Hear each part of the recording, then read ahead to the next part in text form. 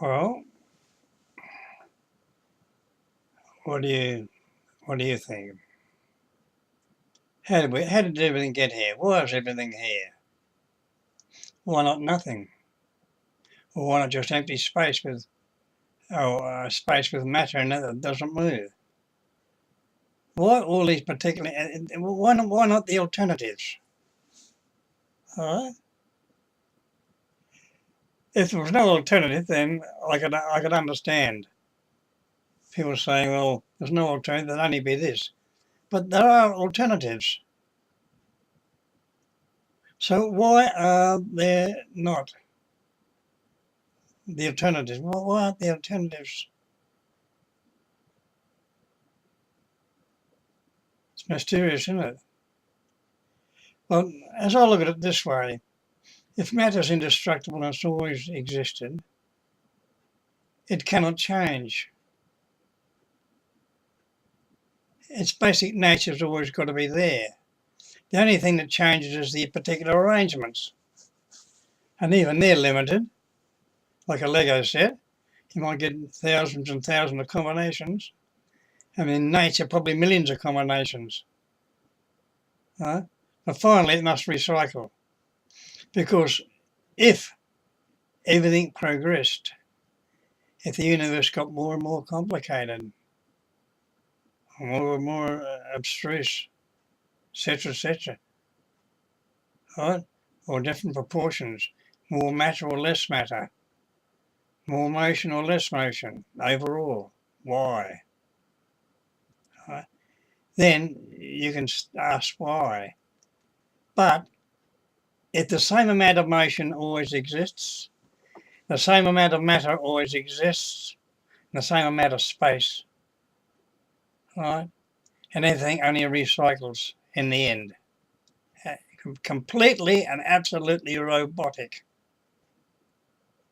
Even for the hardcore materialists, right? No change whatsoever in the long run. Basically, I mean. Now, I know it's hard to comprehend. You can say, well, it's easier for there to be nothing than something. But easier for what and easier for whom? Nature doesn't care. I find it very, very difficult to understand why everything exists. I could imagine that there was nothing. No time, no space, no matter, nothing, absolutely nothing. That seems to me the most logical conclusion to be for the universe. But no, that's not it. Everything is here without a cause or without a reason. There's no God because you would have had to create the God out of nothing. So it's just here.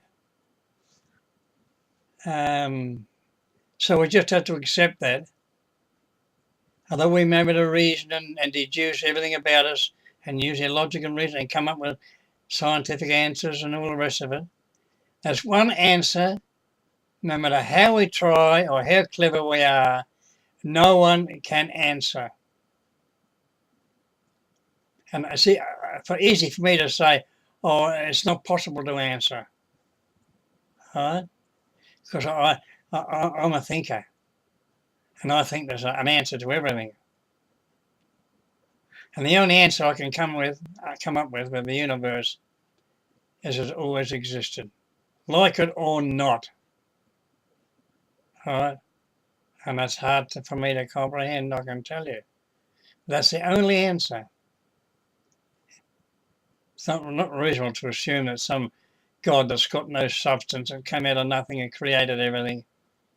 And then you say, who created him or it? And why is him or it is he or a she? So we just have to accept that, like it or not, no matter how depth our reasoning, there's no way we can think our way around that. Everything always existed, basically. All that didn't exist is the arrangement of the particles. Simple as that. And you guys out there that get offended when I say or you're a robot, everything's a robot, right? They can't take that, can they? Eh? Personally, I don't care. If I have a beautiful woman, I'd rather have a beautiful robotic woman than an ugly so-called not robotic one. No, it's whether it's robotic or not doesn't mean a thing. It acts inevitably and in the long run.